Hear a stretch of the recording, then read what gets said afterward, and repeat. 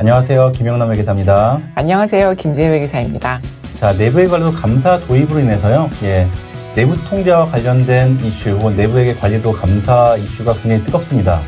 자, 이번 시간에서는요. 좀 실무적으로 내부회계 관리 제도에 대한 감사를 좀 어떻게 대비하거나 대응할 수 있는지에 대해서 한번 살펴보도록 하겠습니다.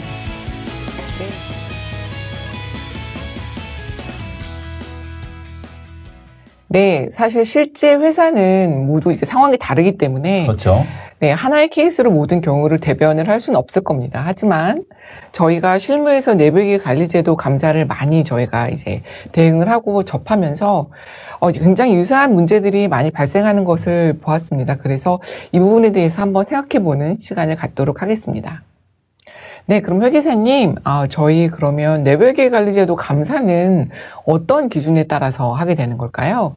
내부회계 관리도 감사는요, 그 감사 기준서 1100이라는 것이 마련되어 있습니다. 그래서 이 기준서에 따라서 판단한다고 생각하시면 되겠습니다.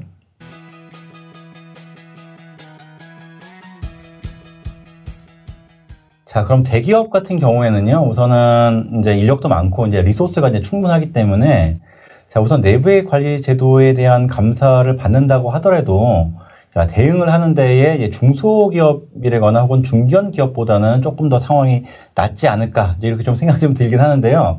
자, 그러면 코스피에 있는 회사들 중에서 그 작은 회사들도 많이 있습니다. 그래서 중소기업 같은 경우에서는 이런 리소스가 많지 않은 경우에서는 어떻게 대응하면 좋을지 그런 부분들이 좀 있을까요?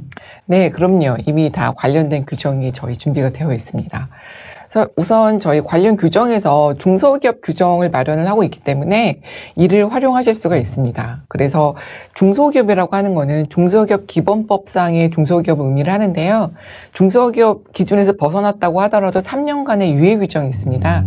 이를 이용하시면 내부회계 관리 제도의 많은 부분을 대기업보다 완화해서 적용하실 수 있기 때문에 큰 도움이 될 수 있습니다. 자, 그러면 중소기업 같은 경우에 이 내부회계 관리 제도에서 완화되는 항목들은 좀 대표적으로 좀 어떤 것들이 있을까요? 네, 중소기업의 경우에는 내부회계 관리 제도의 구축 그리고 운영 과정에서 몇 가지 완화된 규정을 적용받을 수가 있는데요. 첫 번째로는 위험 기반 접근법을 광범위하게 적용할 수가 있고, 두 번째는 공식적인 문서화가 상당히 완화된 수준에서 저희가 적용을 해도 가능합니다. 그 다음으로는 IT GC, 즉 IT 일반 통제에 대한 그 설계와 운영이 상당히 완화된 수준에서 저희가 진행을 해도 되고요. 그 다음으로는 SOD, 즉 업무 분장에 대한 저희 통제 절차도 상당히 완화된 수준으로 적용을 할 수가 있습니다. 그 다음으로는 자가평가가 가능하고요. 다만 이때 자가평가를 할 때에는 당연히 독립성에 대해서는 보완이 필요하다고 보시면 될 것 같습니다. 그 다음으로는 질문 등의 절차로 운영평가를 수행할 수 있다라는 부분도 상당히 중요한 부분이 되겠고요. 또한 설계평가를 하는 경우에도 워크스루 테스트라고 해서 저희가 설계평가를 할 때 저희가 적용하게 되는 설계평가 기법이 있는데요. 이 워크스루 테스트도 상당히 완화된 수준으로 진행을 할 수가 있습니다.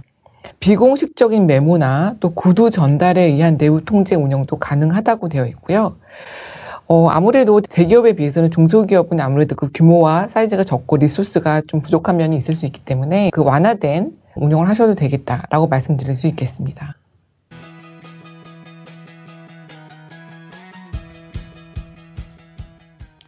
네, 회계사님.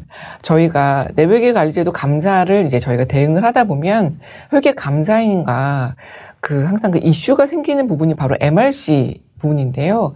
이 MRC에 대해서는 어떻게 저희가 생각을 하면 좋을까요?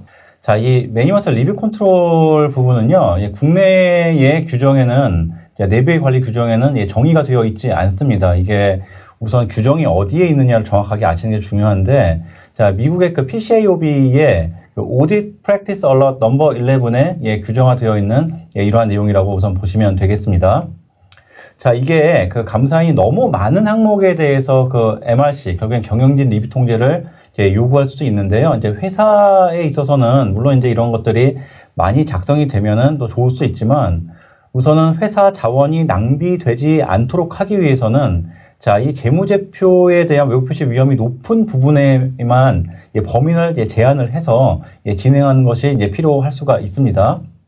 자, 특히 한국공인회계사회의 내부회계 관리에도 감사 FAQ에서도요, 자, 이러한 부분들을 언급을 하고 있습니다. 그래서 경영진 측 전문가 활용, 외부 서비스 조직 활용 등과 더불어서 관련된 내용들을 충분하게 좀 검토하지 않고 그 MRC만 해달라고 요청하는 경우가 굉장히 많기 때문에 반드시 그 말씀드렸었던 공인회계사회의 내부회계 관리도 감사 FAQ를 같이 좀 확인하셔서 필요한 부분만은 진행하시기를 권고를 좀 드리도록 하겠습니다.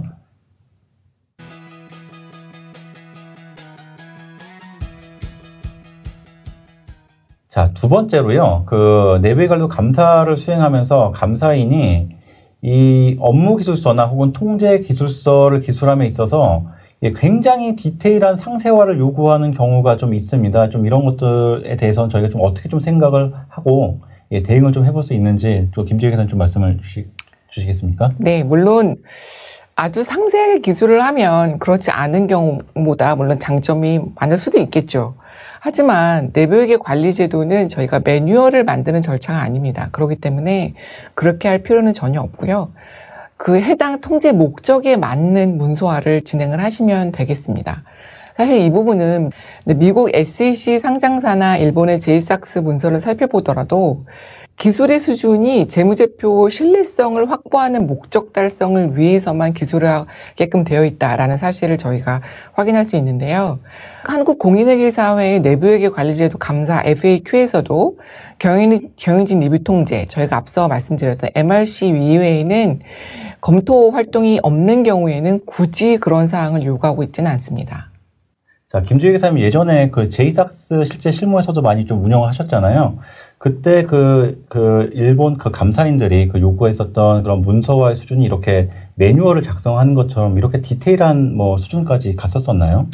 네, 그 정도 수준은 아니었었습니다. 제가 그때 제이삭스 대상이 되는 회사의 그 내부회계 관리제도 운영 책임을 맡고 진행을 했었는데요. 그때 보면은 해당 각 통제의 통제 위험과 해당 통제 위험을 저희가 감소시키기 위해서 저희가 달성하고자 하는 통제 목표 그리고 통제 활동 각각의 목적에 맞게끔 기술을 하면 되는 거지 굉장히 디테일하게 매뉴얼 수준으로 아주 상세하게 기술을 하기를 요구를 받지는 않았었습니다.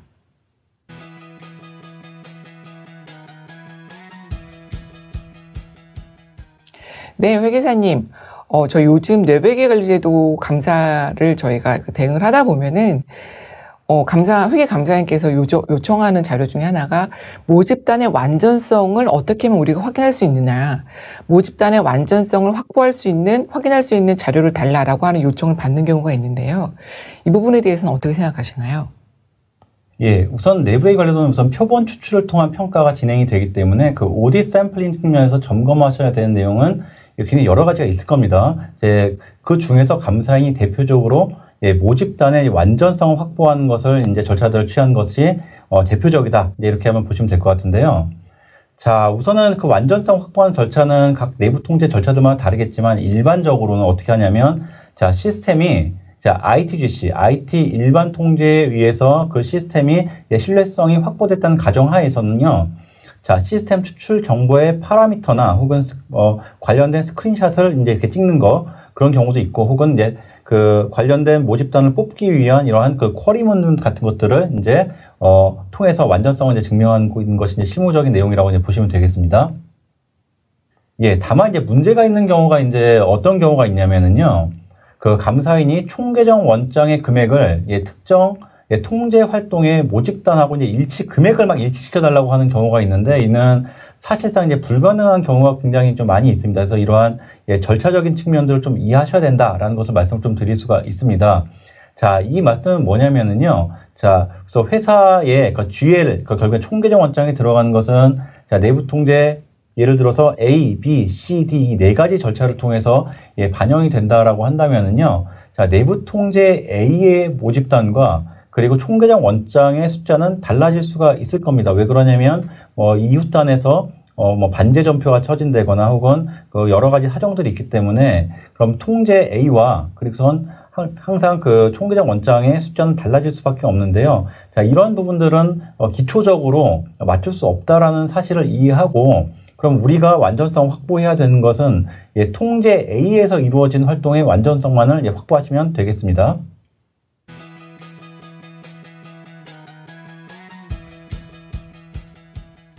자, 재무제표를 작성하면서 자, 회사는요, 특정 부분들에 있어서 경영진 측 전문가를 활용한 경우가 이제 많을 겁니다. 그래서 이러한 특히나 대표적인 것이 이제 뭐 가치평가라거나 손상검토 이런 측면에서 예, 경영진 측 전문가를 활용하는 것이 예, 대표적인 이런 내용들이 될 것 같은데 이 경영진 측 전문가 활용에 대해서는 이 내부회계 관리 제도 측면에서 좀 어떻게 예, 접근하면 되는지 그리고 이슈는 좀 어떤 것들이 있는지에 대해서 좀 말씀을 주시면 감사하겠습니다.